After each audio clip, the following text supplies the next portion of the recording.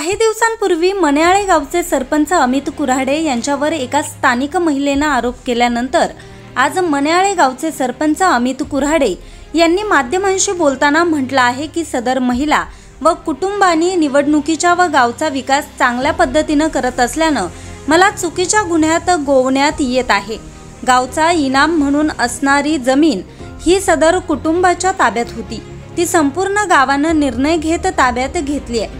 त्या जमिनीत गावाला पिण्याचं पाणी मिळावं यासाठी विहीर खोदली व गावाला पाणी उपलब्ध करून दिल्यानं मला वारंवार अडचणी केल्या जात आहेत। मी 8 वर्ष सरपंच असताना माझ्यावर कोणताही गुन्हा दाखल नाही, उलट या महिलेनं व तिच्या घरच्यांनी मला मारहाण केली आहे।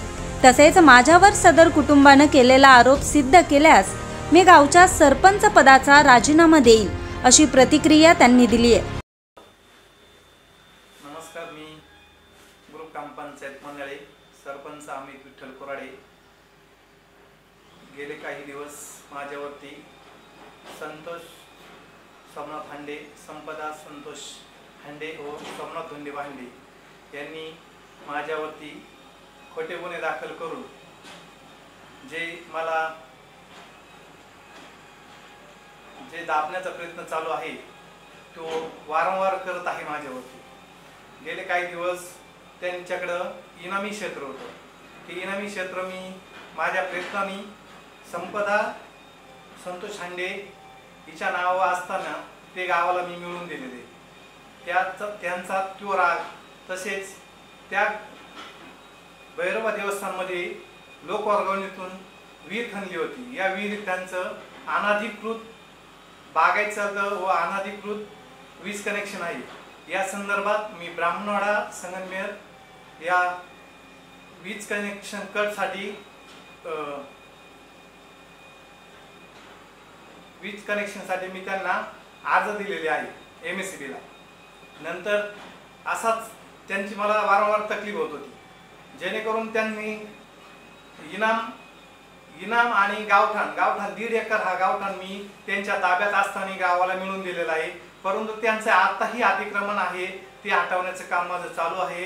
आणि तसेच त्याच गावठाणामध्ये गेले मी 2021-22 मध्ये 15 वित्त आयोगातून विहीर खोदण्याचं काम चालू केलं होतं।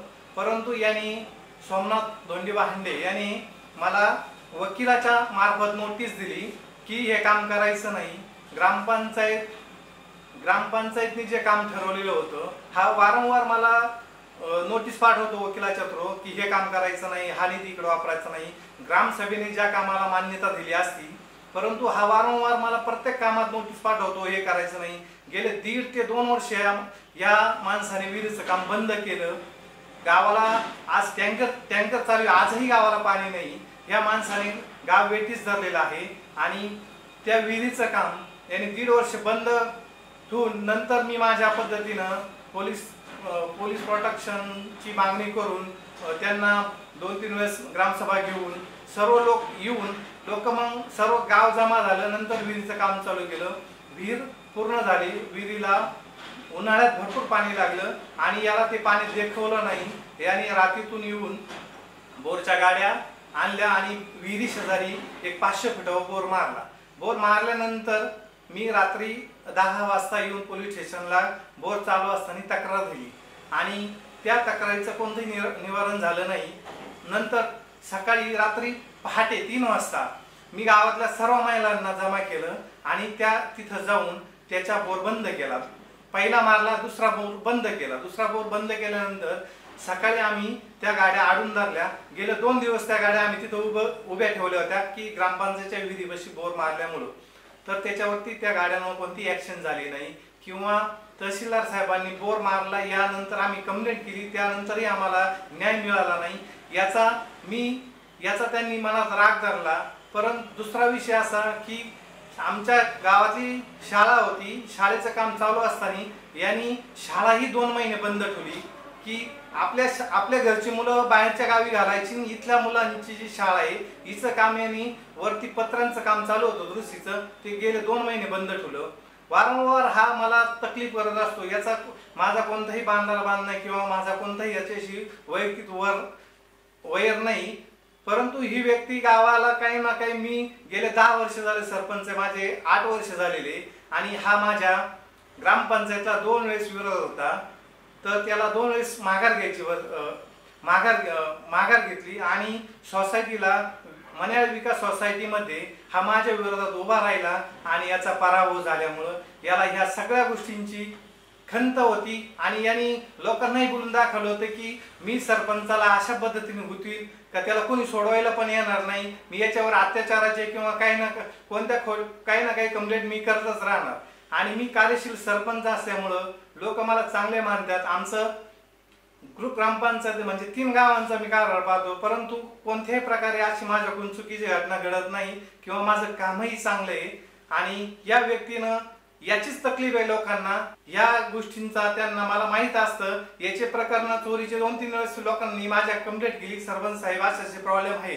मी म्हणलं जाऊ द्या, थोडे गेल्याने काय होत नाही, परंतु तुम्ही ना त्याच्यापासून सावध राहा. आणि त्या व्यक्तींना, आजूबाजूच्या व्यक्तींना याची एकदम जास्त तकलीफ आहे. हा प्रत्येकाला अडवणूकच करतो. यांनी ग्रामपंचायत गावठाण असन, कामं असतील, आणि हा म्हणतो भ्रष्टाचार. गेले 8 वर्ष झाले मी 1ही रुपयाचा भ्रष्टाचार केला नाही, आणि याला 8 वर्षात सिद्ध पण करता आला नाही. हा फक्त आरोपच करतो, याच्याकडे दुसरा पर्याय नाही. आरोप करणे, नोटिसा पाठवणे, कामात व्यत्यय आणणे, किंवा आजही गावाला टँकर चालू होता, आता गेले 8-10 दिवस झाले टँकर बंद आहे, पण आजही नळांना पाणी येत नाही, केवळ ह्या माणसामुळे. यांनी पाणी पुरवठ्याची जागा वाघापूरला घेतली, त्या जागेमध्ये सुद्धा यांनी निम्मा सहभाग घेतला, आणि इनामी क्षेत्र याच्याकडून काढायचं म्हणून यांनी गावाला दरवर्षी 1 लाख रुपये देईन, असे 5 वर्ष झाले का 5 लाख रुपये मी गावाला देईन, अशा तरतुदीवर ती जमीन तो करत होता. परंतु या सर्व गोष्टींचा मी त्यांना जाब विचारल्यामुळं त्यांनी हे माझे खोटे आरोप केले. कोणत्याही प्रकारची यांनी गावाला 1ही रुपया दिला नाही, जमीन वापरतो, विहिरीचं पाणी वापरतो, लोकांना 1 हंडाही पाणी देत नाही. आणि गेले 2 वर्ष झाले मी माझ्या शेतातली कांदे जाळून 2-3 एकर कांदे जाळून मी लोकांना पाणी दिलेले आहे. माझी जी शेताची नुकसान झाली तरी मी लोकांना म्हणलो ना का पाणी द्या, मी लोकांना स्वतः पाणी माझ्या घरापाशी ड्रम भरून देतो, आणि ह्या व्यक्तीला ह्या गोष्टी सहन होत नाही. आणि दुसरा विषय असा की ग्रामपंचायत मध्ये आला का काय मग आरेरावी करतो, याला महिलांनीच हे करायला पाहिजे, असं हे वाक्य काय मत बोलत होतो. ग्रामसभेत आला की तो ग्रामसभेत घरचे माणसं घेऊन येतो, दादागिरी करतो. माझ्या पूर्ण ग्रामसभेचे व्हिडिओ पण आहेत त्याचे.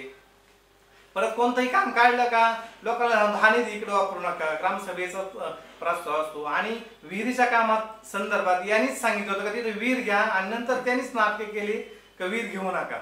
अशा पद्धतीने तो वारंवार माझ्याशी तक्रार करत असतो, आणि लोकांना काही ना काही उलटपालट सांगून अडथळे निर्माण करत असतो. माझं काम अतिशय चांगलं असल्यामुळं याला हे देखवत नाही, आणि यांनी राजकीय दृष्ट्या हा सगळा पेज डोक्यात ठेवून आम्हीतला कोणत्या हिशोबाने अडवायचं. आणि त्या दिवशीचा प्रकार की त्यांनी माझा ट्रॅक्टर फोडला, टायर फोडले, आणि ज्या 7 जणांनी त्यांनी ऑलरेडी पहिले माणसं बोलवले होते मला मारायला, तिथं 7 जण तयार होते. ह्या 7 जणांनी माझ्या पाठीमागे लागले. मी डायरेक्ट तिथून येऊन डायरेक्ट पोलीस स्टेशनला आलो. मी माझ्यावरती जो अन्याय झाला तो मी रितसर एफ.आय.आर. केली. नंतर दुसऱ्या दिवशी माझी आई विचारायला गेली बाबा काय झालं, तर त्यांनी पण माझ्या आईची छेड काढली.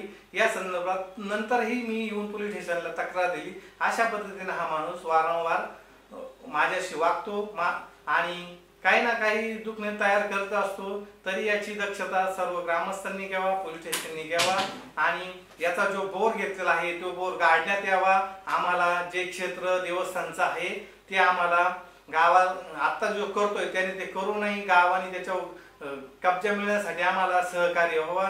ही सर्व ग्रामस्थांना पोलीस प्रशासनाने याची दखल घ्यावा आणि आम्हाला न्याय मिळावा. यावेळी गावातील निवडणुकीचा राग मनात धरून मला त्रास दिला जातोय.